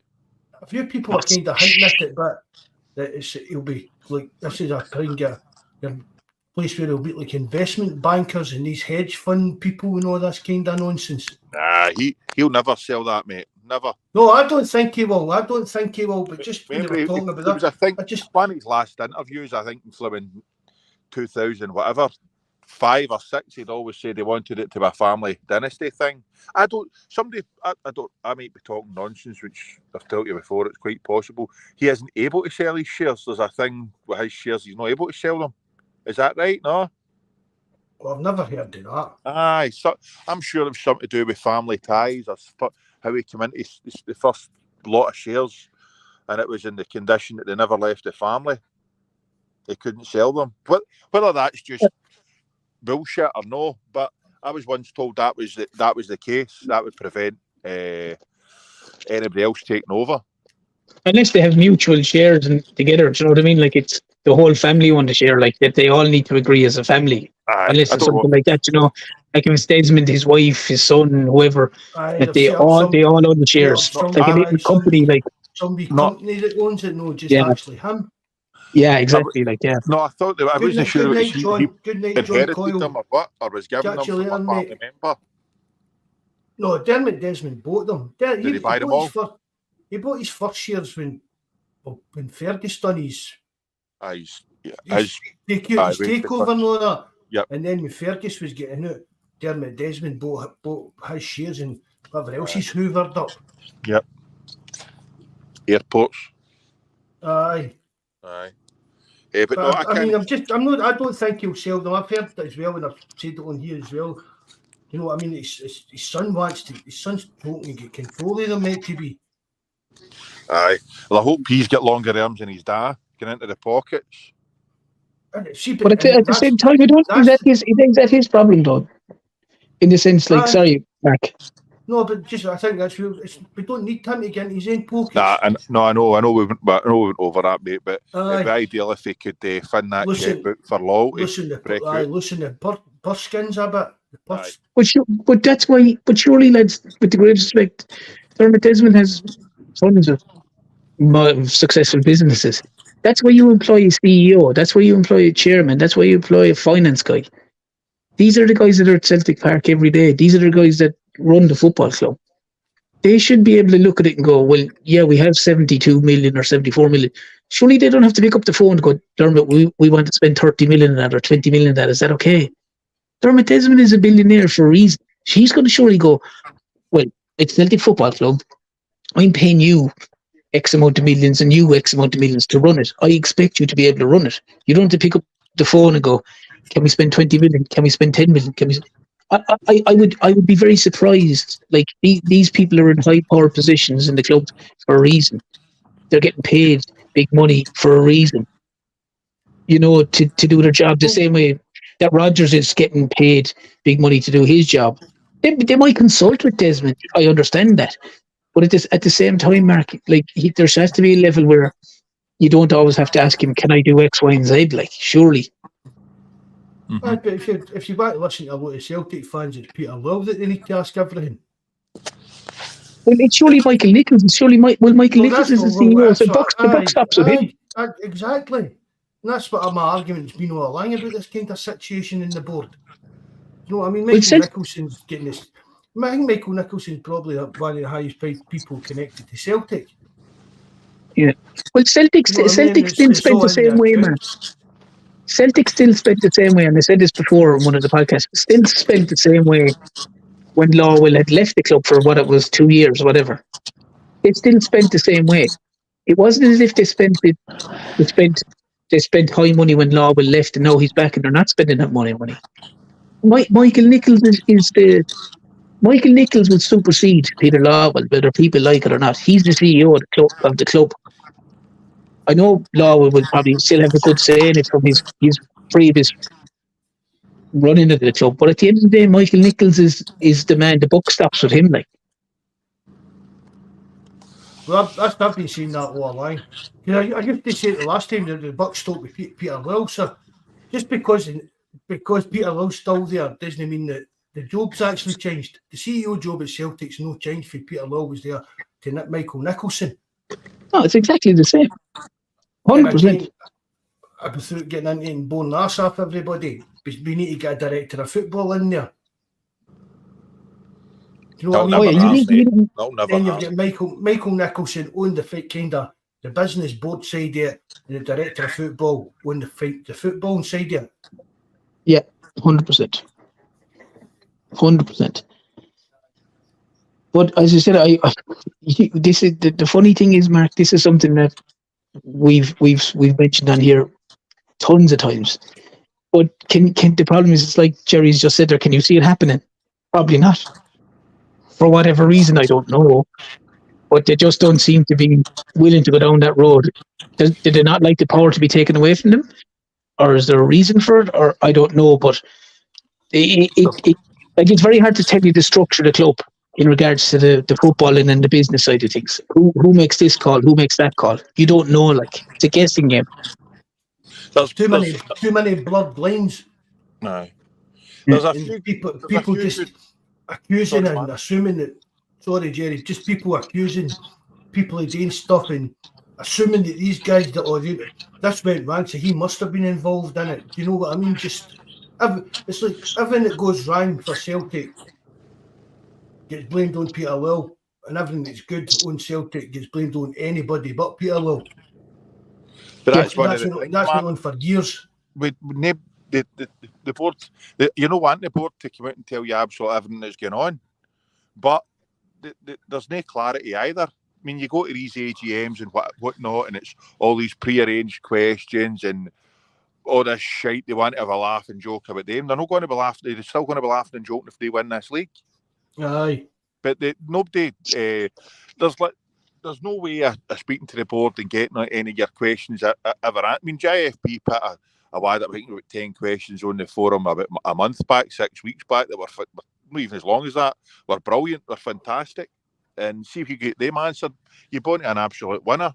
But the board would never tell you why there's no what our objectives is, why we haven't got a director of football in, what's happening with the recruitment, who takes to do with the recruitment, youth setup, why on earth is it so shambolic? We never see players coming through. There's nothing. There's umpteen questions that could be answered, but they fudge any question, any hard, difficult question. They don't make fantastic politicians. But you're never going to get a clear and cut answer out the board out any of them. No. It's half the questions that John put up on the forum. If you asked them, you'd probably get flung out the AGM for asking. Do you know what I mean? Aye, no, that because they're not allowed to ask. We can't really talk about that here. I mean, to go to member as well, right? That Celtic is a PLC company. There's rules and regulations you need to follow. And I keep saying this as well. Would Dermot Desmond run any of his other companies so poorly? You know what I mean? All these businesses would have a business plan. It would have laid out, this is our objective, this is what we want to do, this is what we're going to, our objectives, this is what we're going to be trying to do. Well, with us, of course, it's win the league, that's our bread and butter. But is that the level of our ambition? I mean, we should have and could have been trying a lot better in Europe. We could have and should have had a lot better recruitment and youth structure. We've got neither. It's it just doesn't seem there's no cohesion at all, and there's no. They mug the fans off at every opportunity they get. But I mean, would allow any other of these companies to basically gamble on a £60 million bonus, kind of bonus? No, that's exactly. You're 100%. You know what I mean? Yeah, definitely, 100%. And the problem is as well, Jerry, is it's like it's every year you're saying about the Europe side of it. Every year when Celtic have qualified or thereabouts, you're always there going, oh no, they're out now, they've got a few pound now, and every year the Champions League is getting bigger, more money you put. We'll get 1 or 2 bits of quality now this year. Everyone thought it this year because the team was so strong after winning the treble. 2 or 3 real bits of quality in there now. We could maybe sneak out of the group if the group isn't too difficult. Do you know? And I remember at the start of this season saying to Mark said to me, what would be a successful season? And I said, winning the league, maybe win one of the cup, but definitely progression in Europe. Definitely has to be progression in Europe. That's how positive I felt at the start of the season. Uh-huh. Now I honestly am looking at the season and going, God help us. God help us, like the way we're playing, because every time Celtic play now, whether it's home or especially away, you're thinking like, if the opposition score 1, you just can't see us scoring 2. Like I know they did the other night, but generally speaking, in the last few matches, they've been so bad. But they haven't done any. The board have never invested in Europe at any stage in the last I don't know how many years. Mm-hmm. They keep giving off this perception that they are going to do X, Y, and Z, and we've got this amount of money. But they seem to be content to go, we have this amount of money. Yeah, what are you going to do with it? I know we just have this amount of money in the bank. We have 70 odd million. And they're delighted to say that, and that's it. Like, they don't want to spend it. Like, I seen a point there. Was it John Fitzsimmons? I can't find it now. Aye. That's quite a decent point. Celtic spend more than enough to dominate domestically. They're just buying the wrong players. You're right, mate. And again, that comes down to recruitment. They do spend. They have spent some decent cash. You know, somebody said 20 odd million, and you look at some of the players they've brought in. It's just shite, absolute shite, and that comes down to the recruitment side as well. Whoever they are. I've said as well. I've never had a problem with the money we spend. It's the way we spend it. Yep. Yeah, just going to say that. So, Mark, didn't they brought in? Was it 9 players in the summer? Something like that for 20 million. That's fairly 20 million, but that's 9 million. I think that sounds right there. 9 but that's only just million. Sure, that's only two plus two. Probably was 2.1 million, 2.2 million, maybe a player. Sure, 2.2 million pound player in this day and age. Yep. Do you know what I mean? That's what are you going? That's like, you know what I mean? That's like buying a load of second-hand cars and hope one of them becomes a Ferrari. Like, it's probably not going to happen. Like, somebody else, I can't see it. There's been a few good points. Somebody else had said, whoever it was, I'm not sure, sorry, but they'd made the point that saying that when the new Rodgers was coming back, they thought Desmond was maybe going to open the chequebook and allowing the funds to try and push the team on. And I think we all fell into that same category. We all thought that was going to happen. I know for sure I did. I think even Rodgers did. Aye, he wouldn't come back otherwise. So. I mean, I wasn't looking for him to go and break transfer records and all the rest of it, but I was expecting him to go and spend some decent money on 3 or 4 decent, right good signings to push us on and do something in Europe. And it's been shambolic. We signed 9 players for 20 million, and not one of them's improved the first 11. Never mind the match day team. But Jerry, just to go back to the point there that was making, we said 9 players for 20 million. Why couldn't Celtic have bought 3 players for 21 million and paid them the combined wage of the 9 players? Maybe a little bit more. That's it. Exactly. Not 3 players at 7 million each. 3 sevens, 21. You've got 9 players' wages there. Might be a little bit more. Might be another 10 grand, say, for argument's sake. But you will have 3 players that will contribute, as opposed to 9 players where you maybe have 2 that contributed. The rest of them are surplus to requirements, but you're still paying them a wage. Yeah. Some of them might be 3 grand, some of them might be 4 grand, some of them might be 2 grand, whatever it is. But that's still wasted money. That you could have bought a guy for 7 million or 8 million, and you could have said you could have bought a guy for 7 million or 8 million and given them a decent 30 or 40 grand a week. And all of a sudden you've got a player that can impact the first team. Well, you look at this. Look at the Jota transfer fee, right? 25 million. See if Brendan Rodgers had been allowed to go out and spend that on, say just 3 players, as you're saying, terms 3 or 4 good players, and then see the rest of what that actual transfer budget would be. That goes on the projects. That goes on the younger players in that. Which makes your kettle, Mark. No, she's filling the dog's water dish. Hey, what about the? So you maybe right, but we wouldn't maybe have got 9 players in because it would be like we need to balance the numbers a bit, but we need to whittle down the projects we're signing and make sure that they're the best projects that are available. So we only buy 5 of them. Do you get what I mean? But it's 5 that we can rely on that in a year or 2 are going to come into the first team or move on and get us money. Well, but you know, but we look at Nero, you know, like Lager Bielka. I mean, you know, like that's a joke. 13.5 grand a week he's on. And we're looking to get rid of him already. Yeah, like Noratsky's on about 20 grand a week. Astonishing that he was on that. He's just in the door, and he can't even cut the mustard at centre half. But Jerry, Kobayashi's on about 9 grand a week, Jerry. Do you know what I mean? James McCarthy's on 14. How much are other so-called Champions League teams spending on the kind of fringe players at their club? Hey, you're Des on. Evening, Des. Hi guys, how you doing? All right, Des. Mate. Thanks very much for coming on, mate. Right, apologies, I'm absolutely loaded with a flu now. But, no bother, man. I thought last night might have given me a bit of a pickup, but absolutely hellish. Absolutely hellish. The biggest thing for me last night was Nick Walsh giving us 2 penalties. Couldn't believe that in the last minute as well. But I just want to make a couple of points. I agree with you are all saying that the shit show that's going on now. We talk about the season coming, whether we win the league or not. You're right. Most of the fans, I don't think, will really bother. Was it the Ross County game a few weeks ago? Working early shift by the time I got the game, absolutely knackered, tired. Celtic score an early goal. I thought, here we go. As the game went on, I just get more frustrated. And final whistle went. I mean, Ross County could have won the game in the last kick. Could have got a draw in the last kick of the ball. So, final whistle goes. I get up with a few guys behind us, started booing. guys in front of us turn round, started screaming and shouting at us, don't come back and all that. And how are we ever going to progress when there's people going and watching games like that and thinking, aye, we won, so everything's fine. I mean, people are looking at that game against Ross County and thinking on to Aberdeen and Hibs, I will pick up 6 points there, easy enough.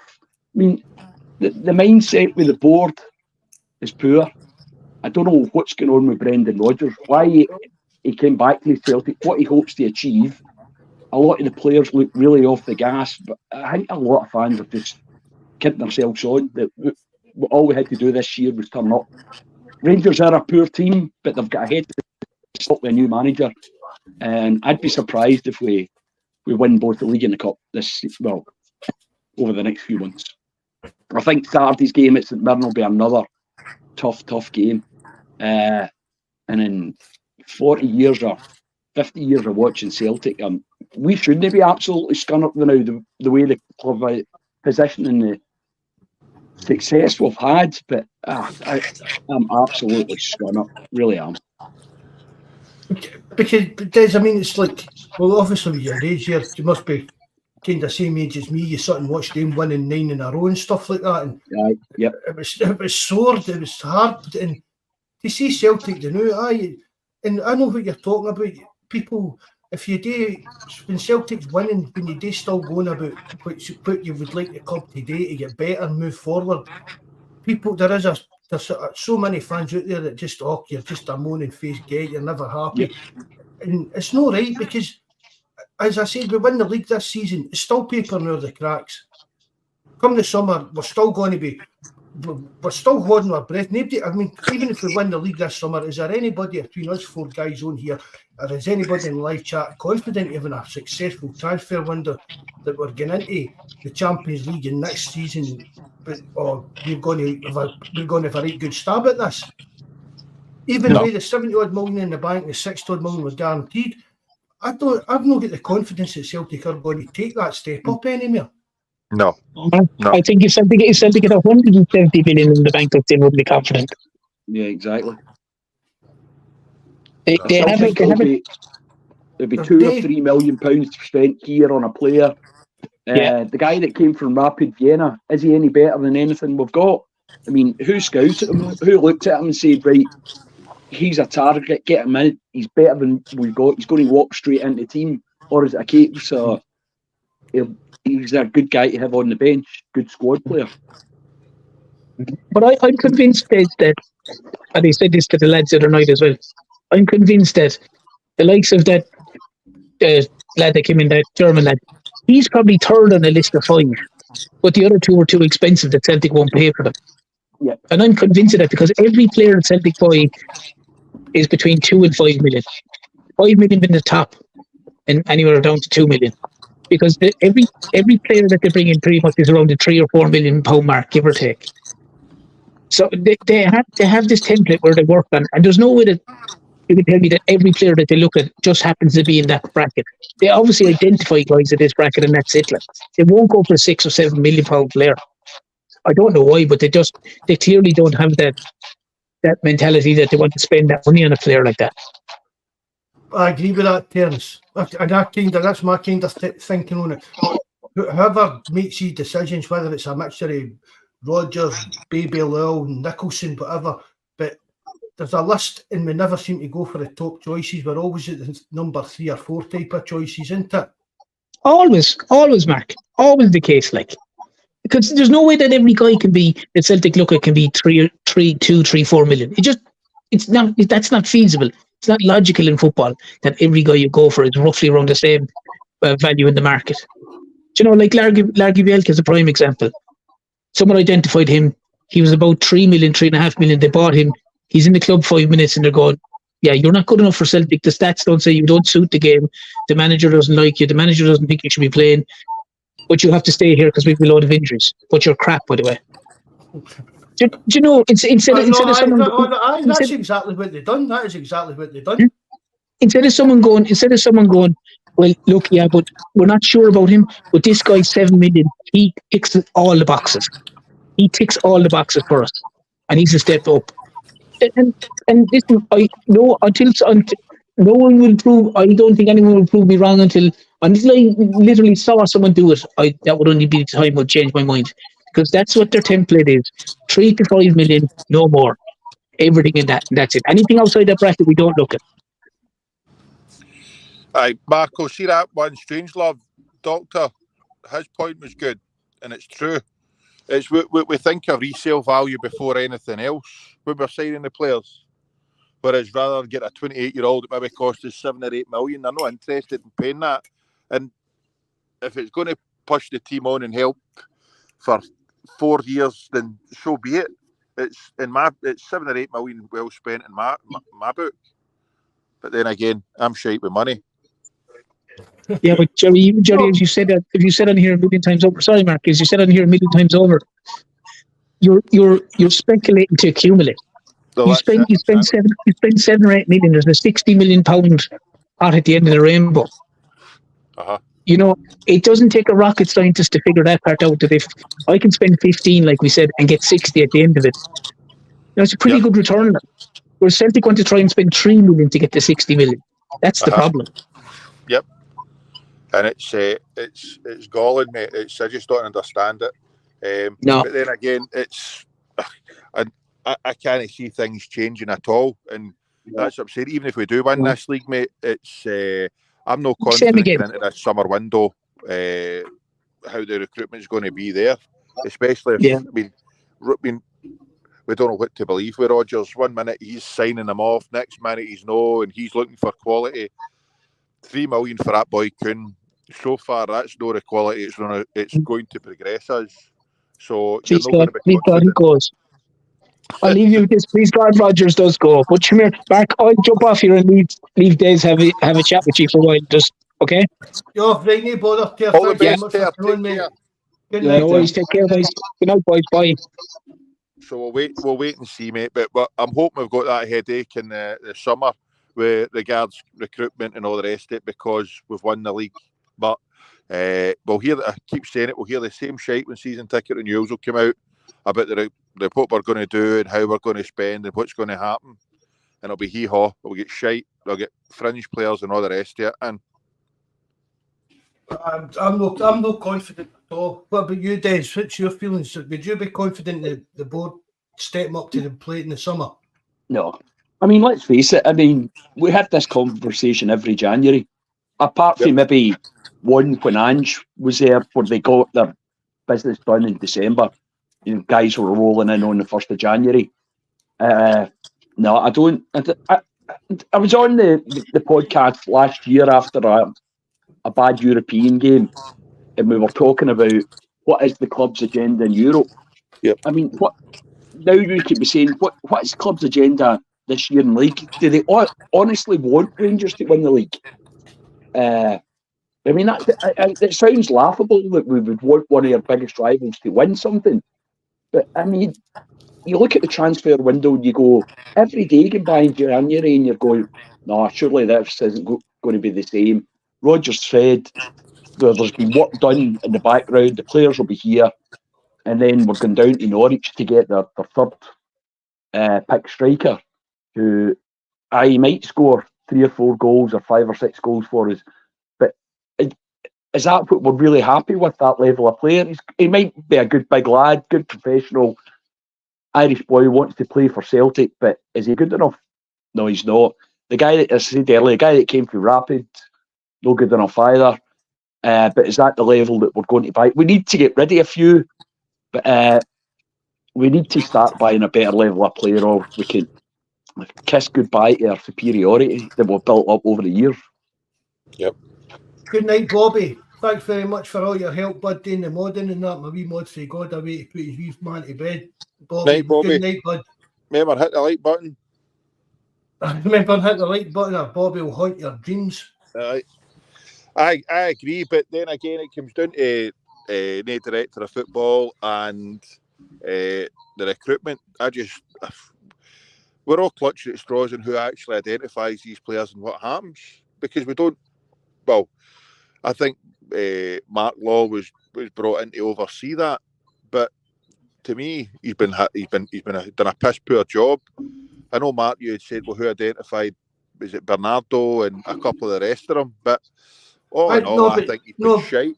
The thing, right, but see, the thing about it with me is, right, we don't know who Mark Will has come up with. Do you know what I mean? I mean, during the summer, there was a goalkeeper, Ivanovic, there was talk of getting Tetty in, there was talk of who was the boy that for Leicester and stuff like that Rodgers was managed and stuff, right? But it's not, but there's no clear indication at all within the club as who actually pulls the trigger, who decides. I mean, Mark Lowe could, for all we know, Mark Lowe could have funded Brendan Rodgers or Michael Nicholson or whoever a sheet, and there was maybe you're maybe looking at guys that were as good as Matt Riley could have been for us. As good as, you get what I mean? Yeah. That's how we don't know who we're scouting. I mean, even when we do, I mean, the press. I mean, that's one thing with Celtic. It's went right up how the security around who they're talking to and stuff like that is unbelievable. It's easier to find out who a team down in the public's trying to sign than it is who Celtic are trying to sign. It really is these days. But probably because they're not going after him, do. Well, maybe that's it. But it's still down to who is making the final decision on who we sign. Because as you said there, Jerry, Rodgers has batted it from pillar to post and never actually gave a definitive answer or changed his answer depending on what mood he seems to be in. Do you know what I mean? Is it Michael Nicholson? What input has Rodgers got? What input? I mean, Mark Lowe should have input just as the head of recruitment, as in like, I mean, all he's doing is running the scouting department and stuff like that. So up to him to give the presentation, this player, this player, this player, this player, but who's actually choosing the player to go for and pulling the trigger on that deal? But I mean, see Mark Lowe, what is his credentials? What's his background? Is he a footballing guy or is he a businessman or what? It was basically the head of scouting for Man City, the City Group, Man City Group, whatever you want to call them, or that, for players that were maybe no make a grade at Man City, but make a grade at other teams in the City Group. See, like kind of players Celtic level. That's what it was. There's people came out and called him a T-boy and stuff like that, but there's no. Mark Lowe was at the City Group and worked his way up and learnt the job, and then they get promoted to this kind of head of whatever it was. But I don't think he was ever actually signing players for Man City, right? As such, he was signing them for like their team out in Japan or their team out in America, whatever, down south, and all the other weird clubs that are affiliated to them. I don't think he was ever that kind of far up. He was kind of, I recommended Kevin De Bruyne kind of thing. Do you know what I mean? I don't think he was ever at that level, but I mean, people are writing him off for his job, but you don't work at Man City doing that job for that long if you've not built up a network of contacts. So he does know what he's talking about then? Yeah, T-boy. I'd say he does. No. I don't know. I don't really know that much about him. Boy at Man City. Call it a vice president in charge of hydration. I'm not a fan of him so far, Des, Mark Lowe. I don't, but then again, I'm like you. I'm unsure of his credentials, where he's came from, what he's done. I just know that he's only at us because he's daddy. And granted that there's no many stupid people in that City Group, but I'm still a bit sceptical on how he got there and what he done. I don't. It doesn't fill me with confidence, put it that way. I mean, I just don't understand. Maybe it's my age and all that, but I just don't understand why a manager doesn't go out with a group of scouts, look at players and say, right, that's who I want, and the club go and get them. I know that's maybe days gone by, but the olden days, buddy, wasn't it? But to me, Rodgers must know who he wants. The club either say, aye, we can afford them, or no, we can't, and if we can't, then we move on. But at least it's our manager, our football manager, that's saying, I want this guy, that guy, that guy, if the club can afford them. And let's face it, the club, apart from the Galactical guys out there, the club should be able to afford good players now. See, it comes down to when they're looking to sign players, it's recommendations for for scouts, for the data analysts, there's a whole variety of workings into trying to identify players. It's gone to the days where Rodgers or a manager would have jumped on a plane to go and watch a few games and hope somebody catches their eye. I think there's too much involved now in the makeup to try to sign a player than just as simple as that. But when Rodgers at Liverpool, there was a transfer committee there. So there's a lot of teams that work in a different way, but with Celtic, nobody's got a clue on how players get signed or who signs off them or what happens. So do you think that, see the guy that came from Rapid Vienna, did anybody go and look at him play? Or was he just reckoning that, wait, this guy's available? We want another winger, we'll go and get him. You'd like to think that somebody did actually go and watch him. I mean, I've seen of him. I doubt it'd be Brendan Rodgers right enough, to be honest with you, Des. I don't think many managers will go and scout players unless Brendan, if somebody in Spain and Brendan Rodgers was in a couple of days his holiday home or there or that, I'll go and catch that game and keep an eye on a player or stuff like that. Mm-hmm. I think a lot of it's just down to the scouting and the data-driven stuff now. And then they'll bring it. I mean, we're surmising again, but you'd like to think that if Mark Wills is the recruitment, he's bringing into these meetings video stuff. Do you know what I mean? Things to prove the point and show Brendan Rodgers stuff that the player's good at, highlight his good points, bad points, stuff like that. And then you'd like the guys, the football guys, to make the decision on who it is. No, what they're going to cost. That comes into it after they decide what player it is they want. That's how I would like to think it was. I would like them to be saying to Brendan Rodgers, all right, watch this guy. He's only £3 million. Nudge, nudge, nudge, nudge.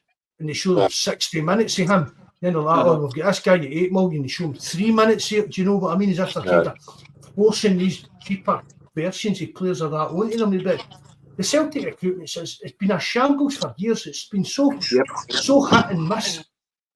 For donkey's years, it's been so hit and miss. And it's not even just going back recent years. You could go back 10 years, 12 years, 15 years. It's just been, the recruitment has just been so hit and miss. The players that were wasted, even the £2 and £3 million on your Amido Baldis and stuff like that, and Bangura, guys like that, and you're like, back to the same thing. Back to the same, we said, Jerry, we've said all the time, lump the money together and buy one good player instead of buying two or three. Basically, shite. But see, if we getting guys like us can see this, I mean, why can't the club see it? Oh, beggars belief, mate. Just, if I'd hear, I'd be pulling it out the new, but I know the feeling. Here's San Fran Shelton. Hail, mate. Hail, mate. Thanks very much for coming in again, buddy. Nice to see you. There was another point there. I can't remember where I seen it. That's right, I know. That Coons manager was that Hun player, Christian Nerlinger, wasn't it? Aye, that's right. There was somebody else at a point there I was going to ask about. Aye, that was it. Remember in the last pod we spoke about, I don't know if it was an old thing for COVID season with the two Strattons and the committee, the two Desmonds, the two Lowells. It wasn't Gavin Stratton. It was like Gordon Stratton and his other son as an advisor. Aye. No, Gordon Stratton's still listed as an advisor in the group. So that's what I'm saying. Remember, you thought it was maybe the COVID season that we'd seen that. You'd seen it floating about then. But there's somebody else who'd put on. I can't remember. I can't see what it was. Basically saying about this two Strattons there, two Desmonds and the two Lowells. Aye, there's still one Stratton's other son apart from Gavin. He's a scout or something like that. Aye, so it's I think Nepo babies. I think that's what Strangelove had called them. So they're all getting in here because of daddies, and that's not the way a big club. Craig Stratton. That's right. That's his name. Just Cell 88 put up Craig Stratton. But that's not the way a big club should be ran, that we would like to kid ourselves on that we are. and we should be getting the best. I keep saying it, man. I'm sick of saying it. We should be getting He's the only best a scout. possible people for the job. I know, obviously not a very good one. Aye, but how many scouts do you think Celtic's got? Hopefully a lot. 1 or 2, maybe. No. I know how many we should have, but how big is our network? I mean, I know that each scout have their own contacts as well, but some of the players that are identified are honking. Or not even identified, brought in, are honking. For every Bernardo, we're getting flipping Kobayashi and Edeguchi and whoever. Well, you can't blame you can't blame one of the Stratons for that just because of his name. I mean, all the guy does is that's not what I'm saying. a bit of scouting. These boys are only in their jobs because their dads. Aye, they might be. Well, And that's the problem right throughout Celtic. I've said this to you before. Even the kids coach, the youth coaching, it's no it's not always the best person for the job. It's the old pals act, and that's not the way it should be. And that runs right throughout the club. And that's one of our drawbacks. So it's not what you know, it's who you know. Aye, obviously that's life. It happens, but there's a lot of people involved with Celtic that aren't good enough to be involved with Celtic, but yet it's because of their relations or whoever. Well, it's just like I say, but we could see like in and behind the scenes. It's like any player on the park, we can improve on that. Of But course. it gets back to the thing, Jerry. Des, I don't know what your take on this is. I'm a broken record on it, a director of football role. I don't really know much about what a director of football would do, other than to take a bit of the heat off the manager. He'd be running the scouting. He'd actually be further up the food chain than Mark will. Well, as long as it's somebody that knows what they're doing. Aye. I mean, for me, it's the CEO and a director of football, outside the manager, obviously, is the most important job at the club. Any football club. The CEO looks after the money side, the director of football looks after the full football department. The men's team, to running the scouting, to overseeing the medical staff, he's in top of all of that. Do you know what I mean? If Celtic ever had a... Oh, they tried it with Kenny Dalglish and John Barnes, didn't they? Right. Jock Brown. Jock Brown was more a kind of general manager, they called him, wasn't it? But I suppose it was maybe the same thing. But back then, I mean, that's back in the 90s and that you're talking about, Jerry. It was probably a lot different than what you got now. Do you know what I mean? Yep. But for me, that's one of the best things that Celtic could do, to kind of drag their backsides into the modern game. Uh-huh. When Rodgers was last year, he was trying to tout Kennedy for the role. I mean, that just shows you as well. But people say, "Oh, who would you get to get the job?" But there's guys that have popped up to be good directors of football that you wouldn't have give them 10 bob for. Davy Weir, is that Brentford? He's the director of football. He's Brentford. Do you know what I mean? Is it Brighton? I mean, look, I was going to say Brentford or Brighton, but I think it's Brentford. So it just shows you that guys. I mean, we laughed at him when he was assistant or buying stuff like that. But it just shows you that certain people can do these kind of roles. So it's hard to kind of say, "Oh, I would take him." But for the actual planning and helping the youth set up in the academy and all that, I've said it all night. I'd love somebody like Ronnie Dyler to come in, the kind of director of football role.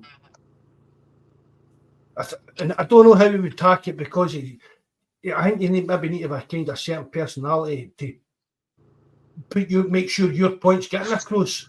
You know what I mean when you're talking to all these? I mean, like trying to convince this old stuffy board at Celtic to put X amount of millions into something because it will help them in the long run. But it's a weird one, but it's definitely something that Celtic, they really need to get something in place that shows a clear structure in the club. Something we've been crying out for ages, but it's never ever happened. I mean, see when you're back to when Ronnie was manager, see if he'd brought in a director of football. I mean, I know it was after, but it was after me too. Was the Fergal Harkin? Yep. You know what I mean? See if he could have brought something like that in, a strong director of football to work to be kind of that buffer between Ronnie and the board. I think Ronnie would have got on a lot better at Celtic. Ronnie was a good first team coach, bringing on, helping. Do you know what I mean? He was good at coaching, good on the training pitch, and all that. But I think that a lot of the management side it was that put the pressure on him. If he'd a director of football there to take that pressure off of him, it would have it would have made a hell of a lot difference. So it definitely would, I think. Yep. Right, guys, I'm going to go, right? So I'll speak to you maybe the weekend. Anyway, Des, no bother, Des. We'll Right. go on Sunday night, Des. probably. Right. Thanks very much for coming on, Des. Nice No to bother. talk to See you you again, later, mate. guys. Cheers, mate. Good Bye. night. Good night. Is that us done with enough moaning then? Nah, prediction for Sunday, mate. Oh. But team-wise? Or score-wise? Sorry, I couldn't even predict that team for. I know. I think we'll win. It'll be another, for me again, it'll be just another scrappy win. We'll go by, penalty. struggle to score. We'll score early doors and we'll struggle and then score another one like 80th minute to make it 2-0. Aye. Anyone will do me, mate. I couldn't care how we get it, but I think we'll win as well. And I'm just waiting for this performance to kick his own because I think. Oh, Fergal Sharky. Did I say Fergal Sharky? Fergal Harkin. No, mate. You never. It's just something. Yeah, Wido. Who's the snitch? It's because he pork chop expresses, and somebody's got you with that one. So it was just. It's just as long as we get the victory, mate. That's all I'm interested in. We're just waiting for something. Hopefully, this is the result that gets us to click and start firing all cylinders again, because something's been a wee bit off. But here's hoping. But we'll wait and see on Sunday and go for. Are you going for one on Sunday night? Aye. If you're about no bother, aye. All right, mate. I'll go and get these 2 dogs I donned and try and get in my steps. 10,000 steps, man, so I can see my toes again. You've still got 9,999 to go. With a big boat lion brew. No. Hail, guys, and all the best. Hopefully, speak to you all Sunday. Thanks for having me. Chalky. Right. Bye-bye. Good night, Jerry. Thanks very much for coming on. Thanks to Terms and Des as well. That's it, lads. If anybody wants to come on, I'll fire out the link. You don't need to come on and sit for hours. Just come on for a wee blether for 20 minutes or whatever. He's all more than welcome. Just even Kaiser, if he puts his camera off this time, doesn't get me into trouble. But again, thanks very much for everybody that listens in on the live chat and listens back on YouTube, Spotify and everything. Remember, hit the like button, leave a comment if you can. And come out and get joined in the forum and stuff like that and on the Discord. It's got a good bit of crack on that, lads. Hail, good night and God bless.